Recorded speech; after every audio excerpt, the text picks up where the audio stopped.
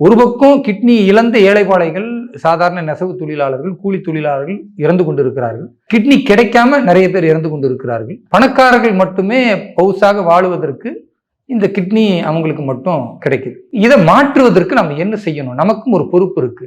இது நல்ல விஷயம் அப்படின்னு மருத்துவரை, அதே போன்று அரசு மருத்துவமனையுடைய டீனை எல்லாம் பார்த்து எவ்வளவு கிட்னி தேவைப்படுது, எவ்வளவு பேர் காத்து இருக்கிறார்கள், எத்தனை பேர் டயாலிசிஸ்ல இருக்காங்க, எவ்வளவு இறப்புகள் நடக்குது, இதை மாற்றுவதற்கு கிட்னி தானம் செய்வதற்கு நம்ம என்னவெல்லாம் செய்யணும், சக மனிதர்களுக்கு அதில் எத்தனை பொறுப்புகள் இருக்கு என்பதையெல்லாம் நான் போலீஸ்காரங்கள்ட்ட கேட்டு தெரிஞ்சுக்க முடியாது, மருத்துவர்கிட்ட தான் கேட்கணும். அதனால மருத்துவர் பார்க்கணும் அப்படின்னு உள்ள நுழையிறேன். ஆனா பெரிய ஆச்சரியம் பார்த்தீங்கன்னா 100 காவல்துறையில் உள்ளவர்கள் நிற்கிறாங்க. நான் போய் நின்றுட்டு கேட்கிறேன், ஏதாவது ஆர்ப்பாட்டம் நடக்குதா? இல்ல உங்களை தடுக்கிறதுக்கு நாங்க 100 பேர் நிக்கிறோம். என்ன தடுக்கிறது எதுக்குங்க 100 பேர் நிக்கிறீங்க? நான் ஆஸ்பத்திரியில மருத்துவரை பார்க்க தானே வந்தேன். கிடையாது, நீங்க இன்ஸ்பெக்ஷனுக்கு வந்திருக்கிறீங்க, எங்களுக்கு தகவல் கிடைத்திருக்கிறது அப்படின்னாங்க. இன்ஸ்பெக்ஷனுக்கு அரசு அதிகாரிகள் வருவாங்கங்க, அது ஏன் வேலை கிடையாது. நான் மருத்துவ சம்பந்தமாக சில கேள்விகள் இருக்கு, அதை கேட்பதற்கு வந்திருக்கேன்.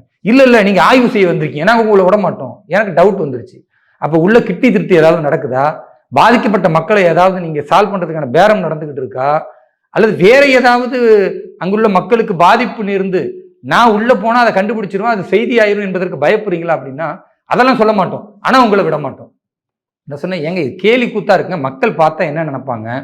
ஒரு மருத்துவரை போய் பார்த்து ஒரு நல்ல விஷயம் கிட்னி தானம் செய்வது எப்படி, அதே மாதிரி கிட்னியால் பாதிக்கப்பட்ட மக்கள் இருக்கிறாங்க, அவங்கள மறுவாழ்க்கை கொடுப்பது அல்லது ஒரு உதவி செய்வதற்கு என்ன செய்யணும், நான் என்ன செய்ய முடியும், இந்த சமூகத்திற்கு நான் என்ன விழிப்புணர்வு கொடுக்க முடியும், நான் பேசுறேன், ஒரு 10 லட்சம் பேருக்கு மேல மக்கள் பார்க்குறாங்க, அந்த 10 லட்சம் பேர்ல ஒரு 10 பேர் முன் ஏதாவது ஒரு உதவி செய்யலாம, ஒரு நல்ல விஷயத்துக்கு வந்திருக்கானா, இல்ல நாங்கள் விட மாட்டோம்.